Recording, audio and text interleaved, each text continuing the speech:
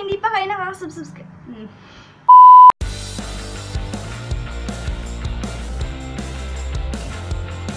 Hi guys! Welcome back again to my channel. In today's video, gagawa tayo ng Korean milk fresh fruits with jelly. Ang init talaga ng panahon ngayon at summer na talaga. Bagay na bagay uminom ng mga fresh fruits, mga milk flavor, at bagay na bagay sa panahon na to yung ginawa kong milk fresh fruits. Kung gusto niyo malaman at matunghayan kung paano ko ginawa ito, simple steps lang ito. Just keep on watching. Para sa ating flavored milk, kailangan natin ng 1/2 cup sugar, 1 mango, fresh milk or full cream milk. Pero ako, full cream milk ang ginamit ko. Para naman sa jelly, kailangan lang natin ng Mr. Gulaman na mango flavor or kahit anong brand ng gulaman nyo, 6 cups water, and 1 cup sugar. Ang first step, gagawa muna tayo ng jelly. Ilagay muna ang tubig sa kawali. Gradually sprinkle gulaman powder, stir until it dissolves.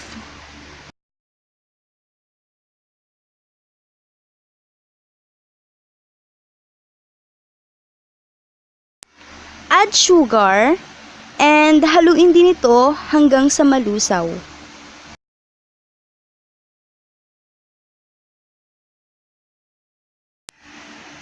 Turn the heat on and stir constantly until it boils.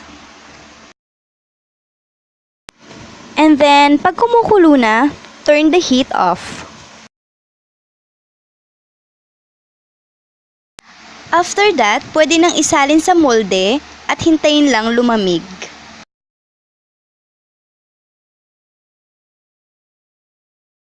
Next step, yung mango natin cut into dice and ilagay lang sa isang kawali.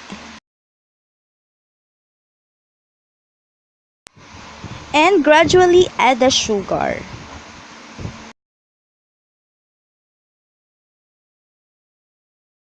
Stir until it combine.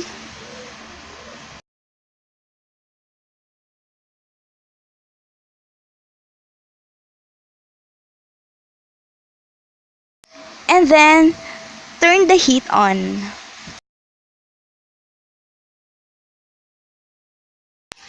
And then, pag kumukulo na, ganyan na ang kanyang itsura.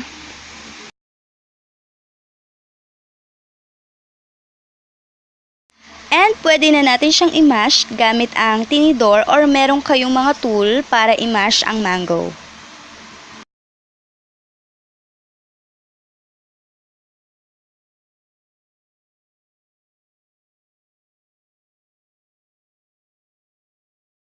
At pwede na natin siyang isalin sa isang lalagyanan at palamigin.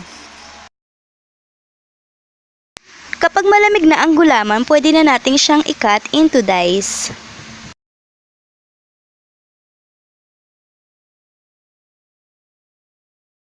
And then, pwede na natin gawin ang ating Korean milk. So, ayan ang aking bottle. Ayan, sobrang laki. Wala kasi akong makitang ibang lalagyanan.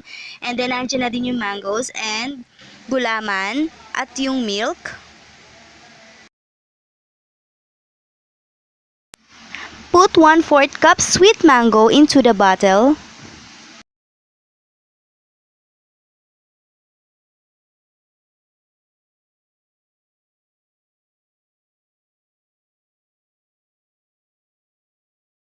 Add milk.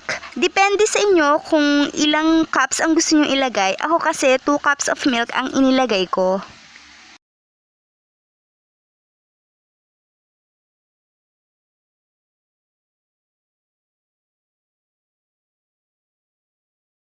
Then, add gulaman. Depende din sa inyo kung gaano kadami ang gusto nyong ilagay na gulaman sa inyong milk.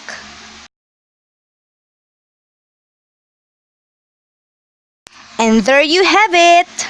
Cover and chill dahil mas malamig, mas masarap. So, yun lang guys. Thank you so much for watching. Sana nakuha nyo ang aking recipes. Sobrang dali lang gawin, diba? Sana gawin nyo din para sa inyong mga mahal sa buhay. Kung hindi pa kayo nakaka-subscribe sa aking channel, please do subscribe.